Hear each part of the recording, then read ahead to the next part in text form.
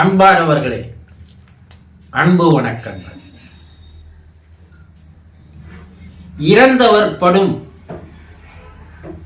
துன்பங்கள், வேதனைகள், கவலைகள், கஷ்டங்கள், துயரங்கள், கண்ணீர் இவையெல்லாம் நம்மை பாதிப்படைய செய்யுமா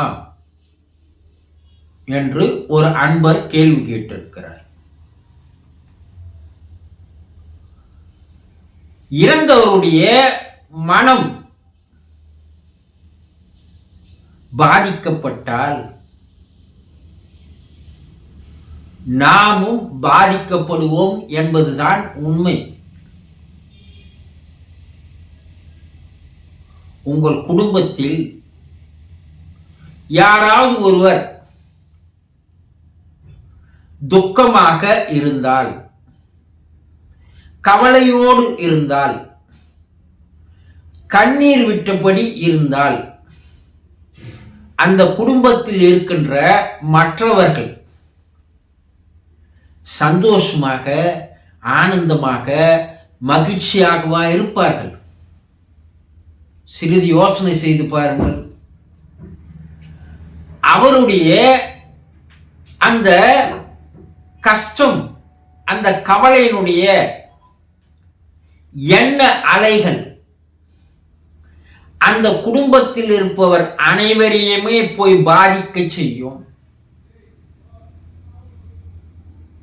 அப்போ அந்த குடும்ப உறுப்பினர்களும் பாதிக்கப்படுகிறார்கள். இது உண்மைதானே? என் வீட்டுக்காரு சரியில்லை, அதனால என் மனசும் சரியில்லை, அவர் ஒரு தெம்பாவே இல்லை, எதையோ நினைச்சபடி கவலையோடு இருக்கிறாரு, அவர் முகத்தை பார்க்கும்போது எனக்கும் கவலையா இருக்குது, என் மனசும் சரியில்லை சொல்கிறீர்களா இல்லையா?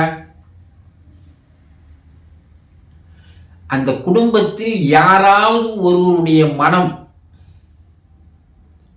சரியாக இல்லை என்றால் அந்த குடும்ப உறுப்பினர்கள் அனைவருடைய மனமும் சரியாக இருப்பதில்லை. அந்த குடும்பத்தில் ஒருவர் மகிழ்ச்சியோடு, ஆனந்தமோடு, சந்தோஷமோடு இருந்தால் மற்றவர்களும், அந்த குடும்ப உறுப்பினர்களும் மகிழ்ச்சியோடு, ஆனந்தத்தோடு, சந்தோஷத்தோடு இருப்பதை பார்க்கலாம். ஒருத்தருடைய மன எண்ணங்கள், மன அலைகள்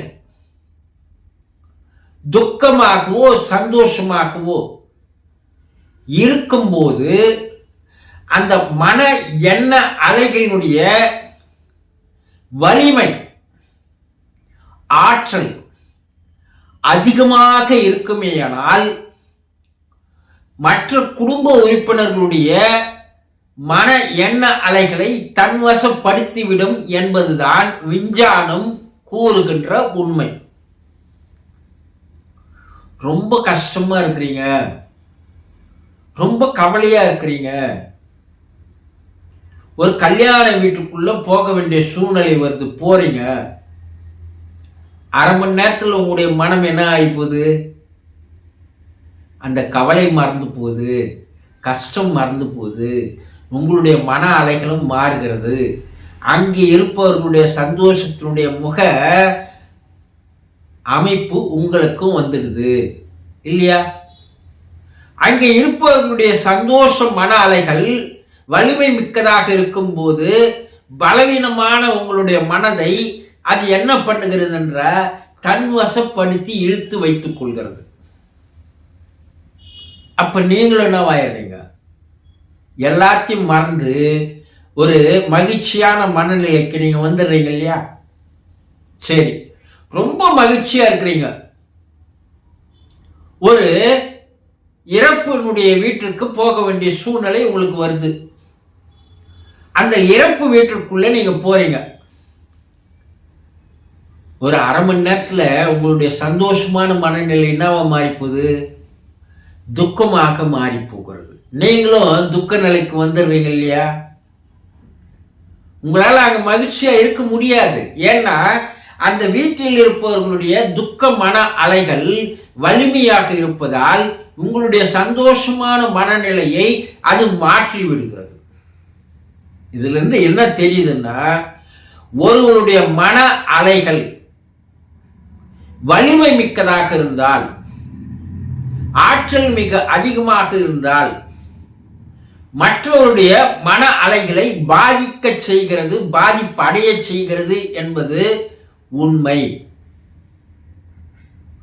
அவர் தான் இறந்துட்டாரு, அப்ப எப்படி அவருடைய மன அலைகள் எங்களை பாதிக்க செய்யும் நீங்க சொல்லலாம் இல்லையா? ஒரு பஸ்ஸில் ஒரு இடத்துல ஏறினவர் அந்த ஒரு சீட்டில் 2 மணி நேரமாக தூங்கின்னு வர்றார். அவர் ஒரு இடத்துல வந்து இறங்குறாரு. நீங்கள் அந்த இடத்துல ஏறி போய் அவர் உட்கார்ந்துருந்த அந்த சீட்டில் நீங்கள் உட்காடுறீங்க.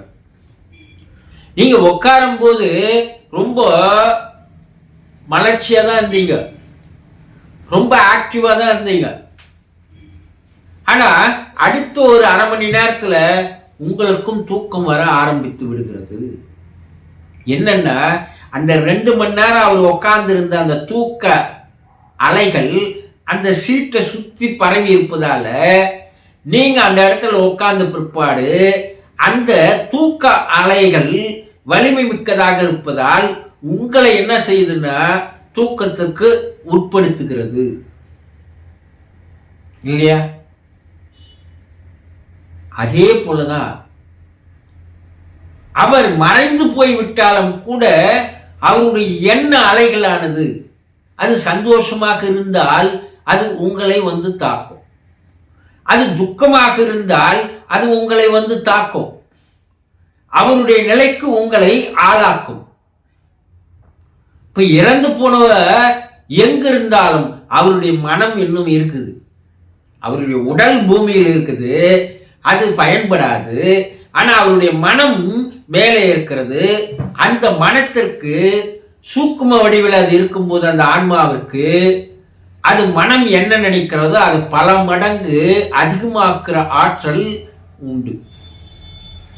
அது தன்னுடைய குடும்ப உறுப்பினர்களோடு பல ஆண்டு காலம் வாழ்ந்ததால் மிக எளிமையாக அது அந்த குடும்ப உறுப்பினர்களை வந்து தாக்கு செய்கிறது என்பதை ஆராய்ச்சிகளின் மூலமாக கண்டுபிடித்திருக்கிறார்கள்.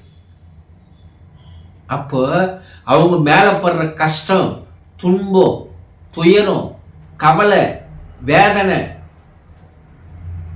எதுவாக இருந்தாலும் அது உங்களை வந்து பாதிக்கத்தான் செய்யும். அதனால குடும்பத்துல பல பிரச்சனைகள் உருவாகும், பல தீய சக்திகள் உங்களை வந்து தாக்கும், உடல்நிலை சரியில்லாமல் போகும், ஏதாவது ஒரு கெடுதல்கள் நடந்து கொண்டே இருக்கும், சில நல்ல காரியங்கள் நடைபெறாமல் தடைபெறும், கூடி வர காரியங்கள் கூட நடக்க முடியாமல் போயிடும். பல்வேறு பிரச்சனைகளை அந்த மன அலைகள் உருவாக்குகிறது. அது உருவாக்கல, உங்களால் அந்த மன அலைகள் தாக்கும் போது உங்களால் சிந்திக்க முடியல, குழம்பி போறீங்க, ஒரு சரியான முடிவு எடுக்க முடியல, ஒரு சரியான டிசிஷன் எடுக்க முடியல, உங்களுடைய மனம் பலவீனமாகிறது, உடல் பலவீனமாகிறது. இதனால் நீங்களாக பல்வேறு பிரச்சனைகளை தேடிக்கொள்வதற்குண்டான வாய்ப்பை, சூழ்நிலையை அந்த இறந்து போனவருடைய மன ஆற்றல் அலைகள், மன அலைகளுடைய ஆற்றல்கள் உங்களை பாதிக்க செய்கிறது என்பது உண்மை. அப்போ இறந்து போனவர் மேலே படுகின்ற துன்பங்கள், கஷ்டங்கள், கவலைகள், வேதனைகள் இவை எல்லாம் உங்களுடைய அந்த குடும்ப உறுப்பினர்களை பாதிக்க செய்யும், குடும்பத்தை பாதிக்க செய்யும் என்பது உண்மைதான் என்பதை புரிந்து கொள்ளுங்கள். தெரிந்து கொண்டீர்களா? சந்தோஷம்.